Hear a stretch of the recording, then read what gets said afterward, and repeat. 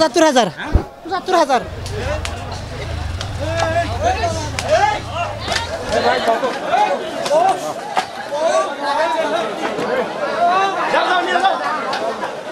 হাট থেকে বের করতেই গরু দৌড়। এসব গরু আটকাতে হিমশিম খাচ্ছেন গরুর মালিক ও ক্রেতারা। ব্রহ্মপুত্রের অববাহিকার প্রায় শতাধিক চরাঞ্চল ঘিরে জমে উঠেছে কুড়িগ্রাম সদর উপজেলার যাত্রাপুর হাট। এই হাটের বেশিরভাগ গরুই চরাঞ্চলে লালন পালন করা। চরের কৃষকরা ভালো দামের আশায় গরু হাটে তুললেও বেশিরভাগ গরু বিক্রি না হওয়ায় ফিরিয়ে নিচ্ছেন বাড়িতে। আবার কেউ কেউ বিক্রি করেছেন আশানুরূপ দামেও। ঘরের গরু নিয়ে আসছি বিক্রি করতে, বিক্রি দাম কম করছে, এজন্য ফেরত নিয়ে যাচ্ছি। দাম ৫৪,০০০। ফেরত নিলাম। ১,৩৭,০০০। ১,৩৭,০০০। হ্যাঁ ৯২,০০০। এবার হাটে ভারতীয় গরু না থাকলেও উঠেছে স্থানীয়ভাবে পালন করা বড় আকারের গরু।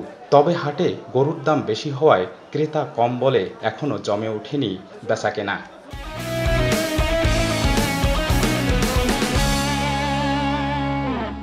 এটা আমার বাড়ির গরু, ওজন হবে ১৫ মন, দাম কয় ৩৫০, ৪৫০।